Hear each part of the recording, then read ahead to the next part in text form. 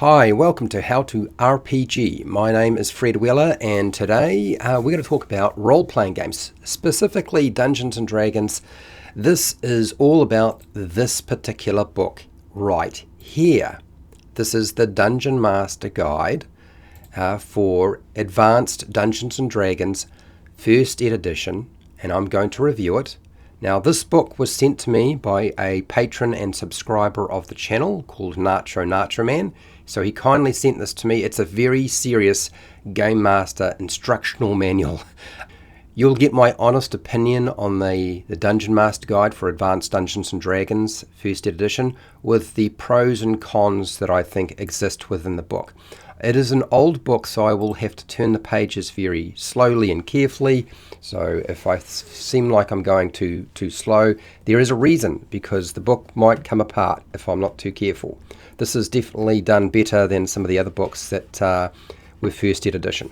So let me just start my process, and you'll notice this is all black and white. If it wasn't obvious, although the cover is colour, you'll notice most of this is black and white.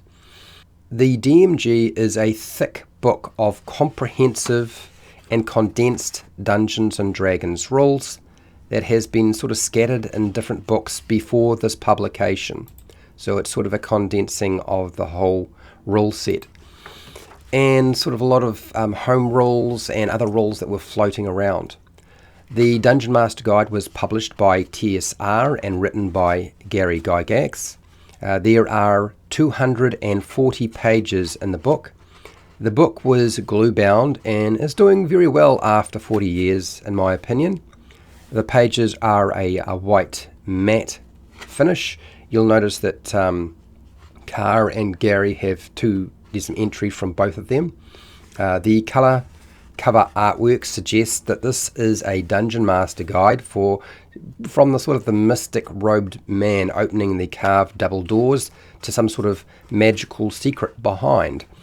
There is very little interior artwork, with most of it being all black and white line drawings with, I have to say, rather odd cartoon illustrations at times.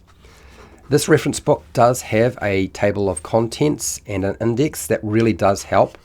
The index is a little odd in that it seems to be a combination of the Dungeon Master Guide and the Player's Handbook. There is some mind-melding mathematical bell curves and linear probability explanations in this book, plus some random dice mechanics tutorials. It takes me right back to school, frankly. A lot of it is going to sort of go straight over the top of your head. So why include all of the mathematics in the book in the first place? Well, because the Dungeon Master will have to decide how to resolve character actions and the monster actions, because unlike modern games, the rules don't explicitly state how to do this. Role-playing game concepts and their rationale are very insightful, but I suspect few people ever read them. Sort of nothing really presented in this book is for a novice dungeon master or a child or a teenager, and most adults will consider a lot of it unreadable at times, just too difficult to process. I have never seen a Dungeon Master Guide with this level of attention to detail, complexity, and frankly, I would say numerous confusing modifiers to adjust dice rolls. There are times when the rules do seem to, or the guidance around it, contradict themselves, or you have advice providing you with an option to use in the game, and then Gary says don't use it. Wandering Monsters is definitely up there. That's one of the things he sort of presents and then says, yeah, it's pretty, don't use that. It's probably not going to work well for you. A few different ability score rolling methods are provided, and has an explanation as to why a game master might use them in the game. So you're doing a lot of the deciding whether you're going to use something or not. All the remaining rules for character creation are detailed in the Dungeon Master Guide, including many professional skills that a character could possess, possibly before they even became an adventurer. There is optional disease section in there, and I think it's optional. It seems like it's optional. It's quite large and extensive because it seems that Gary did a lot of research on diseases. I'm assuming that you could pick up a disease even if it wasn't contracted by a monster. I think that was the intention behind it. The Dungeon Master Guide actually talks about character death in detail, and it covers general death, resurrection magic, disease, and death due to old age. Would you believe it? The mature approach to the character creation process, should I say not so much character creation, but to death. Like, there is a very mature approach to character death in Dungeons and Dragons that sort of surprised me in this book, because it isn't just make a new character. That's not really what he's saying here. I was expecting something like that, because I hear that from so many people who've certainly played older versions of the game and some who play newer versions of the game. But that's not his advice often. It's very broad. The ability scores are precisely explained in greater detail, in my opinion, than most versions of the Player's Handbook for Dungeons and Dragons that I've seen.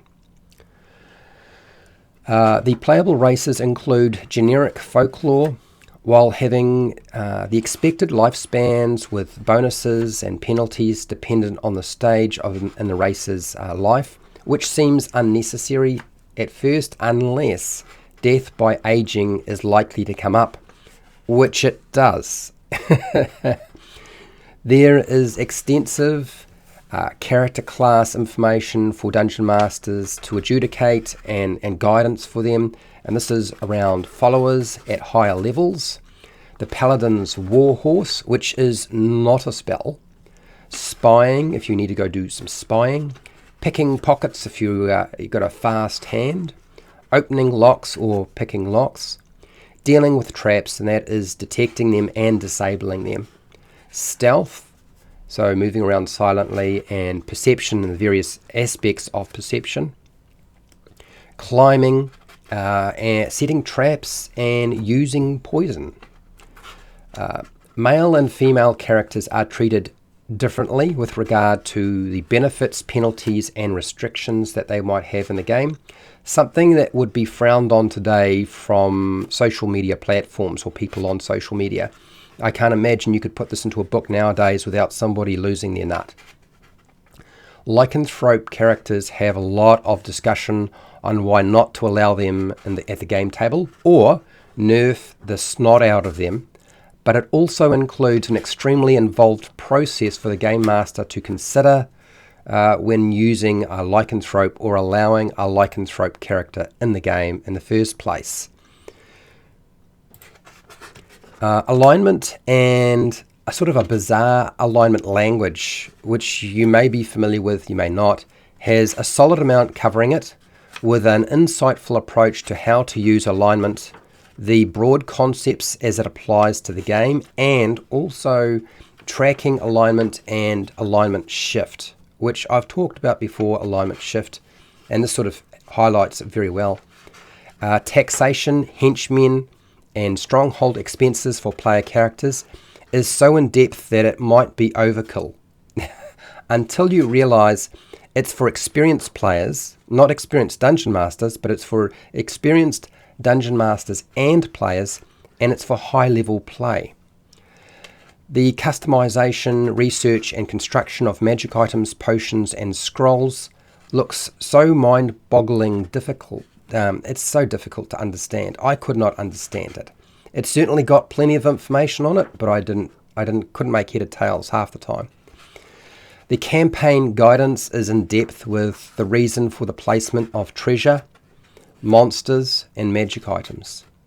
So it's not just about the where you would put them, but the reason for placing them where you would place them. And I think that's good to have something like that. We don't think we really see that so much nowadays.